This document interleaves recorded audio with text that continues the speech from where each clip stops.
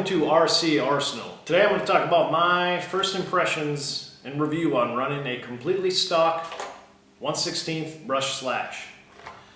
For the sake of that, I did use the 1200 milliamp nickel metal hydrate battery that does come with the model. That way I know exactly how this thing is out of the box to help you folks out. Also, I did turn up the preload on the suspension just a little bit because right out of the box it was very soft.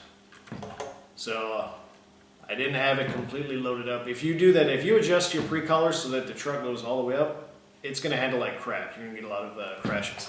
So I did run this thing on some blacktop, some small pea gravel, as well as some light sand. On the blacktop, let's say overall top speed, honestly I didn't have high expectations for its top speed. With this battery and a brush motor, I kind of knew what it was going to do.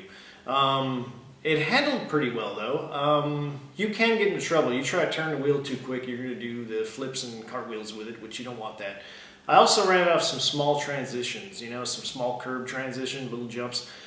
Even in this configuration, every time I ran it off one, the front end would dive down, or more or less the back end was kicking the model up, and then it would land on the front bumper and do a flip. I wasn't really impressed with that. I wasn't happy with that. Now, once I drove this thing into the small gravel and the sand, the truck felt more at home there. It handled real well. You know, four-wheel drive, it was constantly kicking rocks, and you know, if you just want to sit there and do burnouts and fishtails, the model will do that real well. Even at high speed, you know, if you try to turn the wheels, this thing will get a little squirrely on you. At times, it actually kind of lost traction. So, all in all, I wasn't too disappointed with it, with this stock battery and the brush motor in the light gravel or loose pea gravel or light sand. It actually performed real well. It was more fun there than I would say to be on the blacktop. Now, I'm going to do some changes to the suspension because honestly I want this thing to be able to jump better.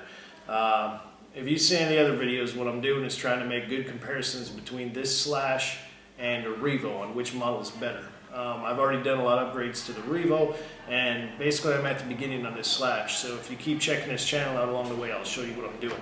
I will be changing the stock shock oil, which is a 30 weight I believe, and I will be changing it up to a 60 weight. I'll show you how to do that in the next video. Also, I'm going to mess around with the spring configuration. I got some Revo greens as well as some Revo blacks. Those springs are interchangeable on the slash. If you're looking them up to order, I'll give you the part numbers later when I do that next video. So yeah, that's the next step. But I wanted to get this video out on how I feel like this thing performs completely stock right out of the box. So I guess overall, not really impressed with it jumping, but in the light sand and gravel, I was more happy with it. So yeah, there we go. Those are my first impressions of this model. Come on back to the channel and come along for the journey as we do upgrades and changes to this thing to get it perform better.